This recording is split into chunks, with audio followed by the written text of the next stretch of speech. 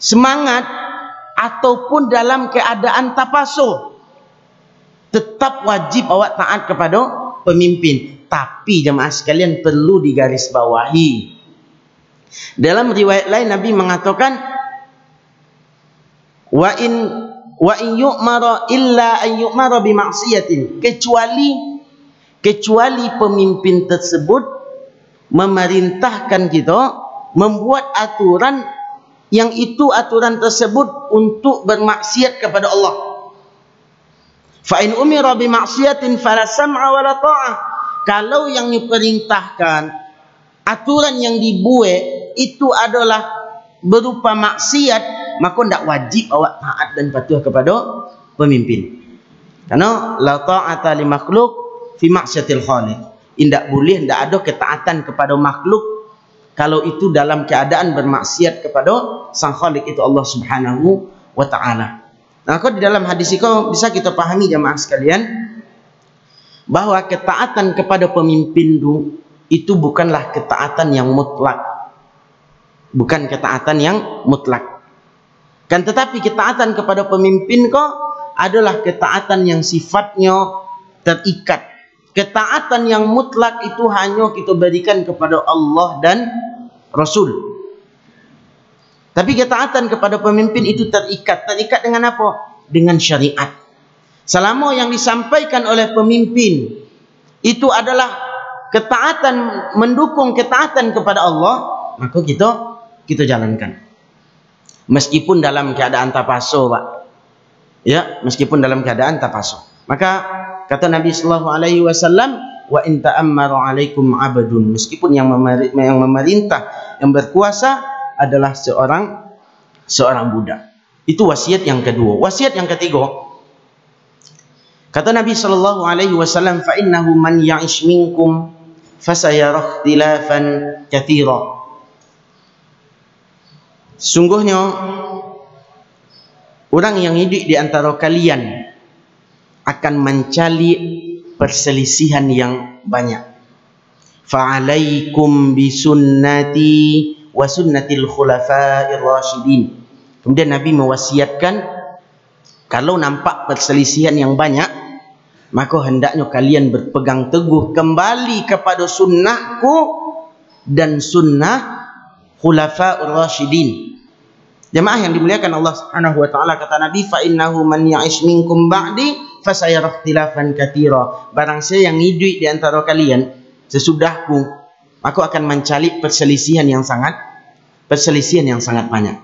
Dahulu Pak, di zaman Nabi itu akidah orang itu sama. Si akidahnya yaitu akidah Nabi sallallahu alaihi wasallam. Tato cara ibadah orang sama, Pak. Ibadah solat orang tu sama modelnya. Merujuk kepada tata cara ibadah yang disampaikan oleh Nabi sallallahu alaihi wasallam. Tata cara puasanya pun demikian, Pak. Sama. Tata cara berzikirnya sama. Tata cara berdoanya pun sama. Ibadah-ibadah yang lainnya sama. Ziarah kuburnya sama. Akan tetapi jemaah sekalian, setelah wafatnya Nabi sallallahu alaihi wasallam, mulailah bermunculan aliran-aliran. Di zaman para sahabat mulailah bermunculan aliran-aliran yang bermula dari munculnya akidah Qadariyah. Ya, orang yang mengingkari takdir, Pak. Orang yang mengingkari takdir. Ini tidak percaya dengan adanya takdir, kau tidak percaya itu. Mengapa kok muncul aliran-aliran tadi jemaah sekalian? Dijelaskan oleh para ulama sebab muncul aliran tadi itu karena orang-orang yang sebelumnya beragama non-Islam, beragama kafir, kemudian ini masuk ke dalam Islam. Agamanya berganti, tapi akidah dan keyakinan masih tertancap. Akidah dan keyakinan masih tertancap. Agama berganti.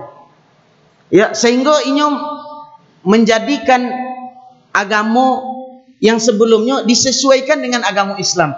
Kalau ada kemiripan-miripan seketik, artinya gabungan alih. Model itu hakikatnya. Sehingga muncullah orang Qadari tadi, orang-orang yang mengingkari takdir.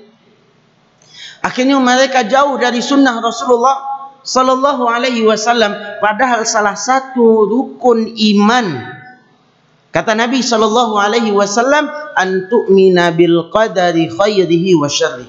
Engkau beriman dengan takdir nan baik maupun nan buruk. Ikut keimanan ahlu sunnah, keimanan yang disampaikan oleh Nabi dan dipahami oleh para sahabat.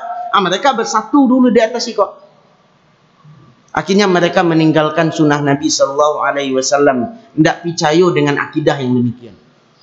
Akhirnya buat akidah baru. Adanya akidah mengingkari takdir. Atau jadilah bid'ah di dalam takdir.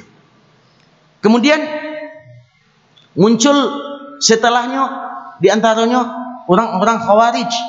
Orang-orang Khawarij itu aliran, Pak. Orang-orang Khawarij itu aliran yang mereka meyakini di antara akidah mereka meyakini pelaku dosa besar, pelaku dosa gadang itu keluar dari agama Islam. Pelaku dosa gadang itu keluar dari agama Islam. Contohnya dosa gadang, Pak. Saya bisa menyabuin contoh dosa gadang.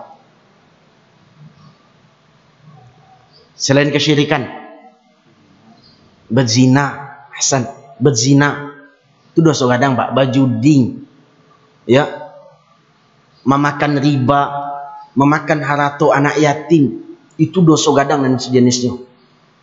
Nah, orang-orang Khawarij itu mengatakan kalau ada orang yang melakukan zina, memakan riba dan dosa-dosa gadang lainnya, ini dicap keluar dari agama Islam. Padahal akidah yang dipahami oleh para sahabat berdasarkan tuntunan Nabi tidak demikian, dok. Pelaku dosa besar tu tidak keluar dari agama Islam. Akan tetapi dosa besar tu, dosa gadang tu sangat membahayakan keimanan dan keislaman seseorang. Dosa gadang tu, Pak, sangat membahayakan, mengkhawatirkan keimanan dan keislaman seseorang. Kenapa demikian? Karena di dalam agama ada namanya syafaat. Yang mana orang-orang yang di dalam dimasukkan ke neraka disebabkan dosa besarnya, ini tidak kekal di dalam neraka. Ini nanti akan diberikan syafaat oleh Allah Subhanahu wa taala dan dikeluarkan dari neraka. Kemudian ada juga orang-orang Khawarij itu yang memahami bolehnya memberontak terhadap pemimpin yang zalim. Bolehnya memberontak kalau pemimpin tersebut melakukan maksiat. Maka terjadilah pemberontakan, Pak. Terjadilah pemberontakan. Pertumpahan darah. Suka mendemo. Nyugugat itu ke pemimpinannya. Tidak terima ini, dok. Ikut ternyata adalah pemahaman orang-orang Khawarij. Padahal Nabi kita sallallahu alaihi wasallam mengatakan, isma' wa ati'. Wa in duriba dhahruka wa ukhidha maluk. Kecik Nabi, tetap wajib dan taat. Wajib taat kepada pemimpin. Meskipun diambil harta awak dan dicambuk punggung awak, dipukul pun dibayar punggung awak, tetap juga diperintahkan untuk taat dan patuh. Mengapa demikian? Kalau seandainya memberontak, maka terjadilah pertumpahan darah, akan ribui, akan kacau sebuah negara. Amadiku akidah awak. Diku meskipun pemimpin itu zalim, kita tetap wajib taat dan patuh kepada pemimpin. Itu adalah akidah, Pak. Itu adalah akidah Ahlus Sunnah wal Jamaah. Jangan pernah ikut-ikutan orang ikut mendemo ikut pula dengan dalih harus diperangi. Pemimpin yang zalim harus diturunkan dan sejenisnya. Tidak. Pemimpin akidah Ahlussunnah wal Jamaah mengatakan tetap wajib patuh dan taat kepada pemimpin yang demikian. Kenapa demikian? Karena ketaatan itu adalah kewajiban awak. Adapun ini zalim itu hubungannya nanti dengan Allah. Urusan ini dengan Allah. Kewajiban awak apa? Taat dan patuh. Jemaah yang dimuliakan Allah Subhanahu wa taala. Kemudian Nabi sallallahu alaihi wasallam mewasiatkan kalau terjadi hal demikian, banyaknya aliran, apa yang harusnya kita lakukan? Dengan banyak aliran-aliran tadi jemaah sekalian, bahkan di dalam riwayat lain, kalau umat Nabi Muhammad akan terpecah menjadi 73 golongan. Apa yang diwasiatkan oleh Nabi? Jemaah yang dimuliakan Allah Subhanahu wa taala, ada orang yang beberapa kondisi di dalam memahami dan menanggapi perselisihan yang banyak kok. Ada orang yang ketika inyo mencari perselisihan yang banyak di dalam Islam gitu, inyo mengatakan inyo meyakini dan menjauh dari agama Islam. Baca panjang orang Islam itu. Ya, ini mengatakan demikian, akhirnya inyo menjauh dari agama Islam, menyibukkan diri dengan dunia. Itu orang yang pertama. Orang yang kedua, ada pula jemaah sekalian, dengan mencari perselisihan yang banyak tadi, inyo jatuh kepada salah satu aliran. Inyo jatuh kepada salah satu firqah.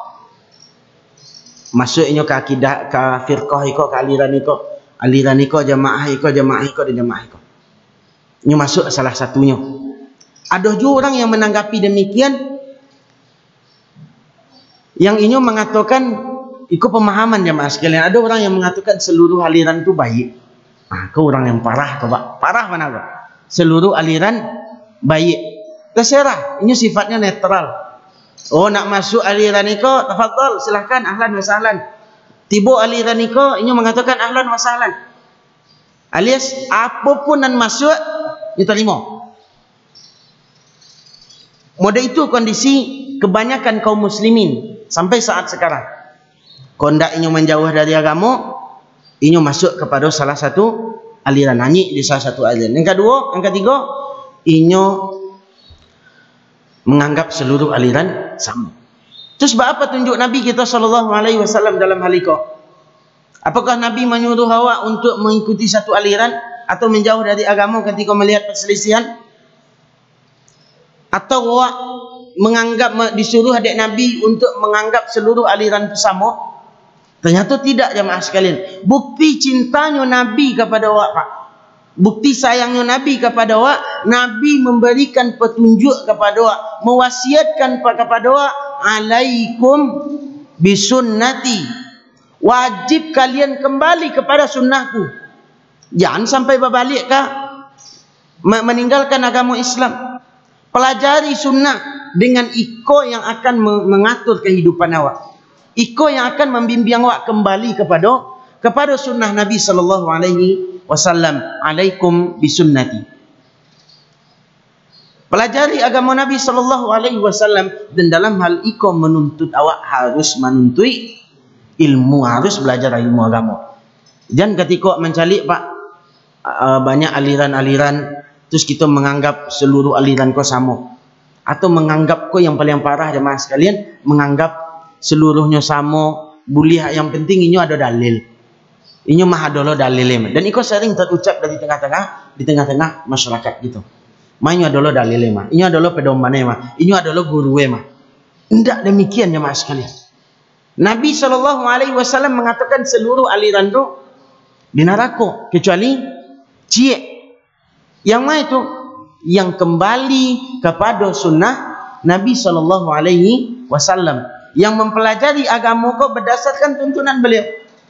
Kemudian Nabi mewasiatkan yang kedua, wa sunnatil khulafa'ir rasyidin, dan berpegang teguh kembali kepada sunnah khulafa'ur rasyidin.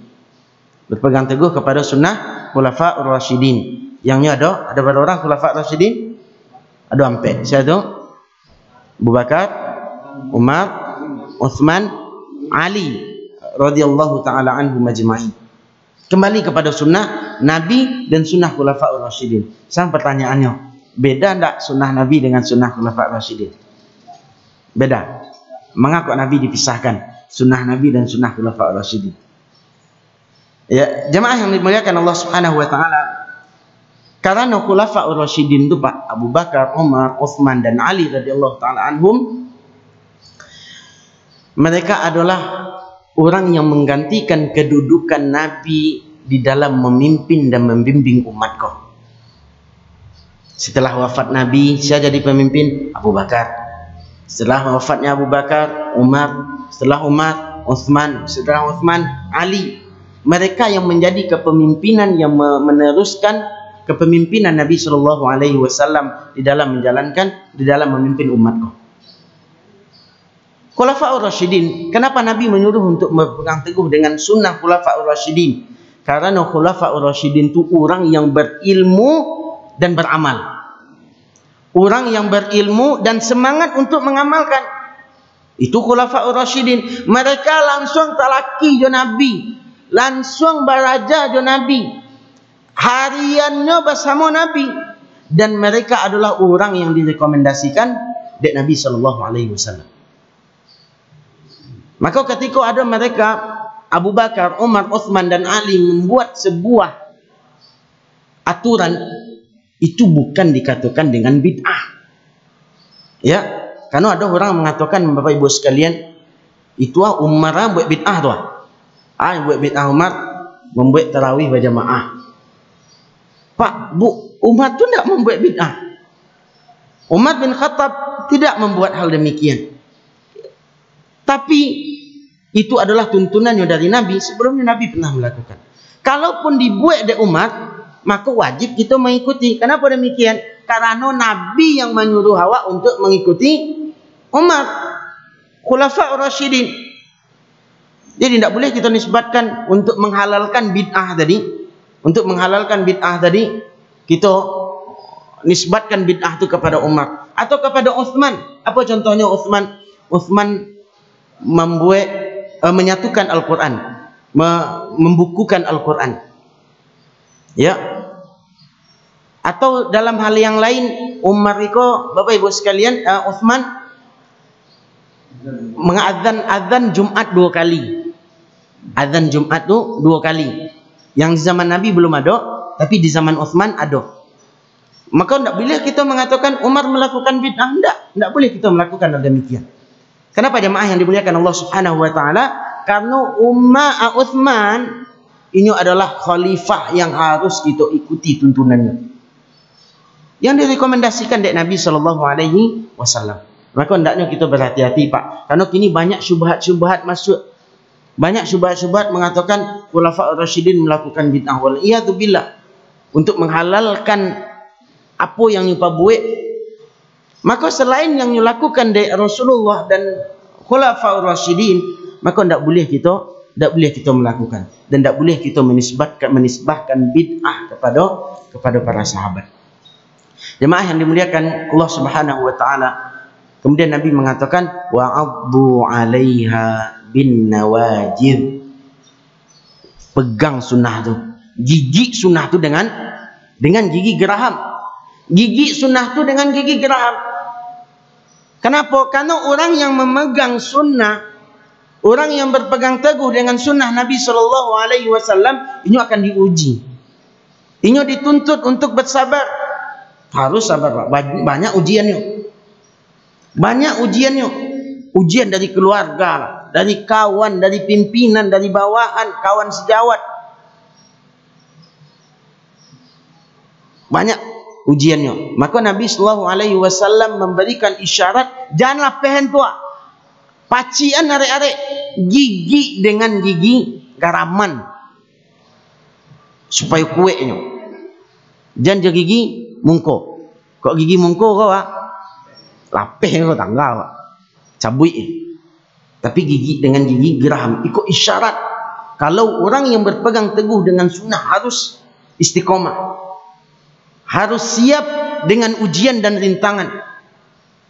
Tidak boleh kadang loyo. Seketik baru menjalani sunnah, diejek dek kawan, hilang janggut. Baru menjalankan salai 2 lay baru ala janggut tu, hilang janggut itu besok. Waliyadzubillah. Tidak boleh jemaah sekalian. Harus Pegang tu. Addu 'alaiha bin nawajid. Maka yakinlah orang yang berpegang teguh dengan sunnah, dia akan senantiasa dibimbing oleh Allah. Dia akan mendapatkan hidayah dan dia tidak akan pernah terseret kepada aliran-aliran yang banyak tadi, Pak. Kau harus yakini, Pak. Tidak akan pernah terseret. Ketahui jamaah sekalian, aliran tu sangat banyak, 1:72. Iko yang akan syubhat-syubhat yang akan memasuki awak. Kalau kita tidak kuat, tidak istiqamah, tidak sabar, maka kita akan terseret kepada aliran-aliran yang banyak. Akan mudah terseret, mudah masuk syubhat.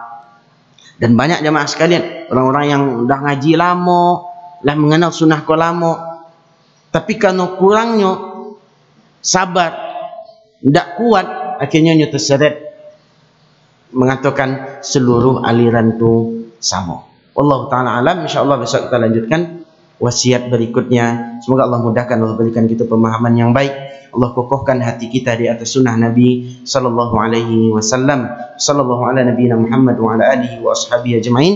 Kita tutup dengan doa kafaratul majlis. Subhanakallahumma bihamdika asyhadu an la ilaha illa anta astaghfiruka wa atubu ilaik. Wassalamualaikum warahmatullahi wabarakatuh.